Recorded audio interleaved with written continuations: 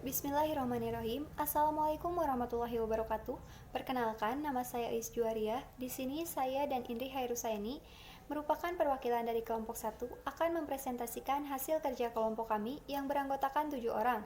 Yang pertama, Acep Jamjam Hidayat, yang kedua, Ailis Pasyahrunisa, yang ketiga, Desta Lairi Ramadita, yang keempat, Elsya Laura, yang kelima, Ais Juwariah, yang keenam, Indri Hairusaini, dan yang ketujuh, Miftah Nur Hakim, yang berjudul Sejarah Perkembangan Bahasa Indonesia. Bahasa Indonesia berasal dari bahasa Melayu. Melayu merupakan salah satu daerah yang ada di muka bumi Nusantara ini. Kemudian bahasa Indonesia digunakan sebagai salah satu alat untuk mempersatukan bangsa yang bersuku-suku, untuk mengusir penjajah Belanda dan mencapai kemerdekaan. Selanjutnya, bahasa Indonesia digunakan dalam kehidupan sehari-hari secara luas. Bahasa Melayu mulai digunakan di kawasan Asia Tenggara pada abad ke-7, dibuktikan dengan adanya penemuan-penemuan prasasti seperti di kedudukan Bukit Berangka pada tahun 682 Masehi di Palembang, dan masih banyak prasasti-prasasti lainnya. Prasasti-prasasti tersebut bertuliskan huruf Pranagari yang berbahasa Melayu kuno. Perkembangan bahasa Melayu di wilayah Nusantara memengaruhi dan mendorong tumbuhnya rasa persatuan dan persaudaraan bangsa Indonesia. Kemudian, komunikasi antar perkumpulan yang bangkit pada masa itu menggunakan bahasa Melayu. Para pemuda Indonesia yang tergabung dalam perkumpulan pergerakan secara sadar mengangkat bahasa Melayu menjadi bahasa Indonesia yang menjadi bahasa pemersatu untuk seluruh bangsa Indonesia, tepatnya pada tanggal 28 Oktober tahun 1928 pada saat Kongres Sumpah Pemuda. Dan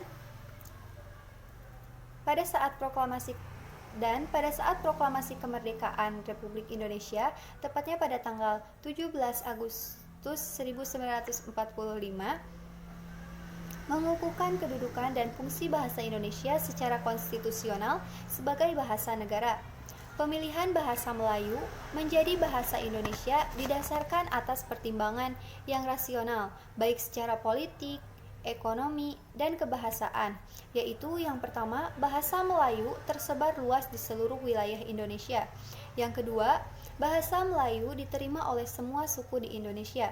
Yang ketiga, bahasa Melayu bersifat demokratis. Maksudnya tidak membeda-bedakan tingkatan dalam pemakaiannya. Yang keempat, bahasa Melayu bersifat reseptif. Artinya, mudah menerima masukan dari bahasa daerah lainnya.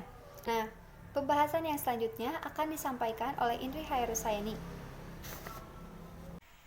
Adapun beberapa peristiwa penting dalam perkembangan bahasa Indonesia. Yang pertama, tanggal 16 Juni 1927, Jahja Dato Kadjo menggunakan bahasa Indonesia di dalam pidatonya. Hal ini merupakan pertama kalinya dalam Dewan Rakyat terdapat seseorang yang berpidato dengan memakai bahasa Indonesia.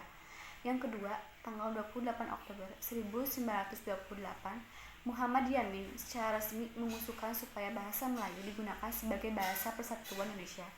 Yang ketiga, tahun 1936, Sultan Takdir Ali Shah Bana menyusun tata bahasa baru bahasa Indonesia.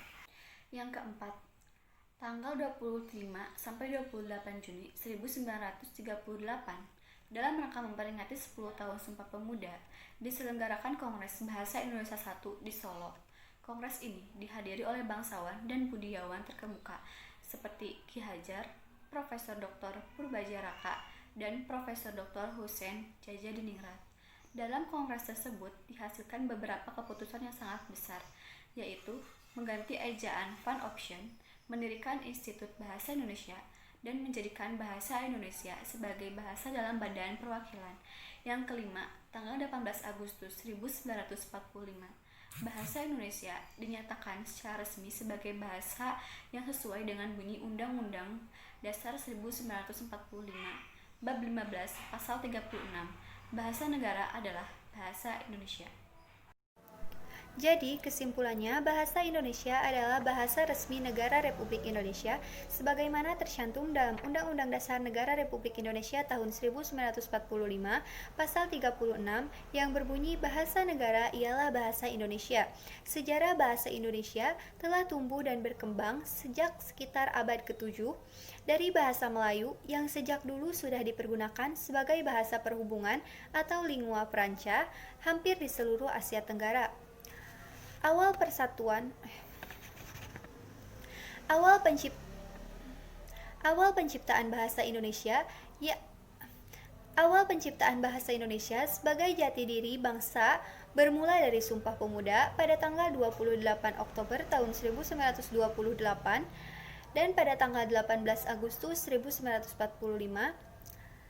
Bahasa Indonesia secara resmi diakui keberadaannya dan ditetapkan dalam Undang-Undang Dasar Negara Republik Indonesia tahun 1945, pasal 36. Jadi, kesimpulannya, bahasa Indonesia adalah bahasa resmi Negara Republik Indonesia sebagaimana tercantum dalam Undang-Undang Dasar Negara Republik Indonesia tahun 1945, pasal 36, yang berbunyi bahasa negara ialah bahasa Indonesia.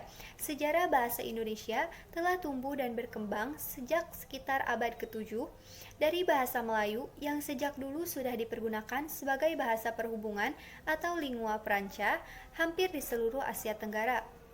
Awal penciptaan bahasa Indonesia sebagai jati diri bangsa bermula dari Sumpah Pemuda pada tanggal 28 Oktober tahun 1928 dan pada tanggal 18 Agustus 1945. Bahasa Indonesia secara resmi diakui keberadaannya dan ditetapkan dalam Undang-Undang Dasar Negara Republik Indonesia tahun 1945, pasal 36. Saran kami, sebagaimana yang kita ketahui, bahasa Indonesia sumbernya adalah bahasa Melayu. Sebagai bangsa yang besar, selayaknya kita menghargai nilai-nilai sejarah tersebut dengan tetap menghormati bahasa Melayu.